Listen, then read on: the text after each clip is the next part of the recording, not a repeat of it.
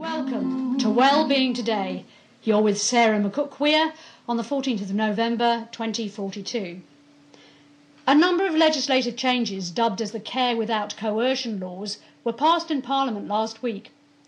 Alongside the repeal of the Mental Health Act and the repeal of the Insanity Defence in the Crimes Act, two new acts have been passed: the Health Consumer Treatment Act and the Supported Decision Making Act.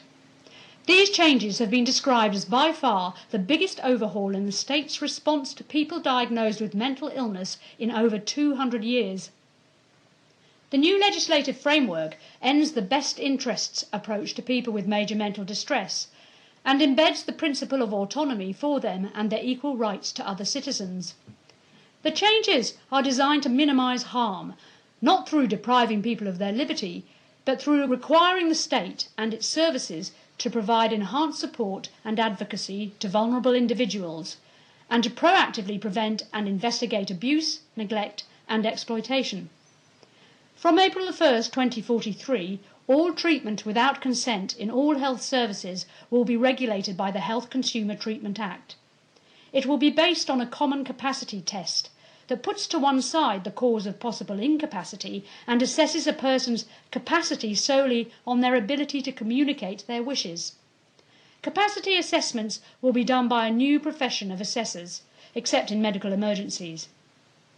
Under this new legislation, doctors will be required to offer advance directives to all health consumers with ongoing or recurring conditions that may compromise their ability to communicate their treatment wishes in the future. The Health Consumer Treatment Act also allows people who've been denied health services the right to contest this in court. People with mental distress or their families will be able to apply to the court for a right to service order, which will require specified services to offer a person support or treatment. People with mental distress will be included in the new Supported Decision Making Act, which will provide advocacy and support for people with cognitive challenges to make financial, health and other decisions. Health capacity assessors will have the power to refer people to this service. Only those who have lost all capacity to communicate their wishes, such as people with advanced Alzheimer's disease, will be put under guardianship or substituted decision making.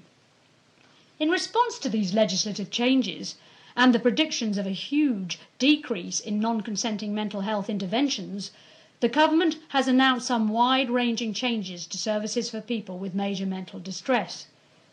Most hospital-based services designed to contain people under the Mental Health Act will be replaced by community-based crisis houses and home-based crisis treatment. In addition to this, a network of suicide prevention safe houses with an open door policy will be established. Forensic mental health services will be absorbed into the criminal justice system, adding to the growing number of humanising therapeutic and rehabilitative services for people who have committed crimes. The same standard for treatment without consent will operate in prisons as in the rest of the community. The new suite of Care Without Coercion laws have been heavily criticised by some groups, but have been welcomed by consumer rights advocates. One such advocate, Mary O'Hagan, has argued for these changes for over 50 years. She joins me now in the studio. Welcome, Mary. Hello. Hi. What's changed in your lifetime and why has this taken so long? Look, when I started this work, very few people saw that mental health laws are inherently discriminatory. But over the decades, I've seen this slowly change. It's dawned on people that it's unfair to use a different standard for coercion for people with mental illness than for the rest of the population.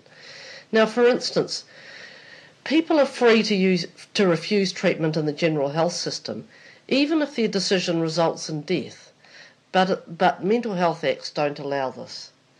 And the other thing is that all other citizens, they don't lose their liberty until they've committed a crime. But mental health laws deprive people of their liberty because they might commit a crime. This sometimes happens.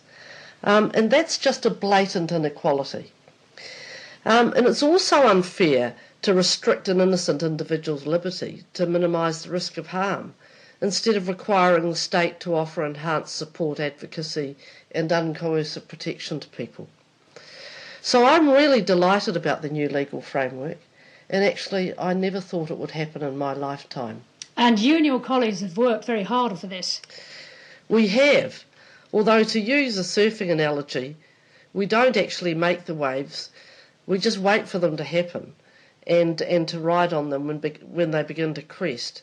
And I can tell you that we spent many years paddling our boards, feeling very, very dejected about the lack of activity in this area. The wave didn't actually come for many years, but it did come. Yeah, but using that analogy, what do you think created the wave? Look, we could go back to the beginning of civilization, but I think a crucial point was the creation of modern democracies, because that created the imperative for freedom and equality for all citizens.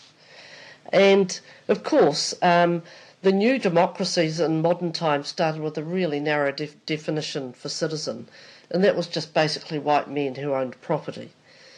But in the last 250 years or so, we've seen more and more groups that have claimed full citizenship rights. Think about slaves, women, gay people, indigenous people, disabled people, and so on. But one of the last claimants to full citizenship have been people with major mental distress. And, the care without coercion laws really, to me, mark our entry into full citizenship after all this time. Oh, well, how would you see that happen then? How did it happen? Well, I'd single out 3 trends or events that have really helped us to get where we are today.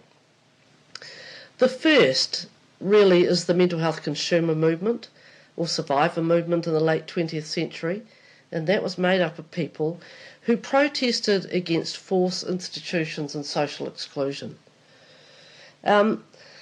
This movement really put our claim to freedom and equality on the map, but on its own it wasn't powerful enough to really create deep change. 2 events that followed built on the movement, and I believe did create the deep change necessary for what's happened last week in Parliament. The first one was the adoption of the UN Convention on the Rights of Persons with Disabilities in 2006. Now, some people listening today won't remember that, but it was a very crucial date because for the first time, international law explicitly recognised 2 things. One, that people should not be deprived of their liberty on the basis of disability, and 2, that people with disabilities have equal rights to other citizens. However, in the early years, there was a lot of denial from governments about the implications of the convention. I mean, I remember just rolling my eyes at some of the government responses to it. But actually, the convention caught up with them in the end. Now, the second event was the Truth and Reconciliation Commission convened by the World Psychiatric Association from 2031 to 2033. And following that, there was a cascade of apologies, at the national level in particular, for the harm that's done by psychiatry. Now, the importance of this process was that it undermined the legitimacy of psychiatric and state power to deprive us of our liberty, because the harm this deprivation of liberty had done really came out into the open.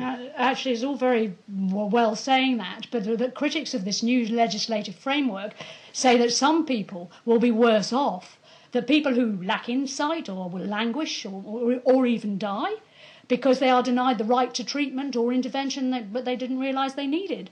Oh, well, that's such an outdated argument. It's a bit like a slave owner saying, oh, my slaves won't be able to handle their freedom. Or one of these 19th century gentlemen saying, oh, well, women can't have the vote because they've got less intellectual capacity than men. The inside argument, I'm afraid, is just as patronising as those arguments, and just as corrosive to our equal citizenship. I find it really bizarre that the so-called right to treatment, which is actually likely to be not terribly effective and harmful, by the way, has for so long completely trumped our right to equality. Yes, but they say there will be tragedies that would have been averted under the old regime. Look, no one can guarantee that some people may die who otherwise wouldn't have, but the evidence suggests the numbers will be tiny. Now, I suspect many more lives will be saved just by having access to supported decision making, to suicide prevention safe houses, and by being able to apply for right to service orders. I guarantee you there'll be more lives saved, and but that people will have far more life chances under this regime than the previous one. Okay, finally, Mary, what are your hopes for the new framework? My hopes, look, that people with mental distress will be treated as full human beings, no matter what state of mind they're in. That their experiences and stated wishes will be honoured.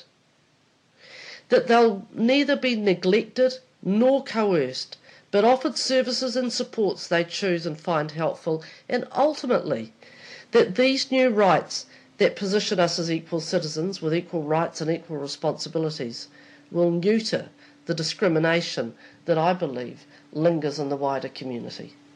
Thank you very much. That was Mary O'Hagan, and this was Wellbeing Today, November the 14th, 2042.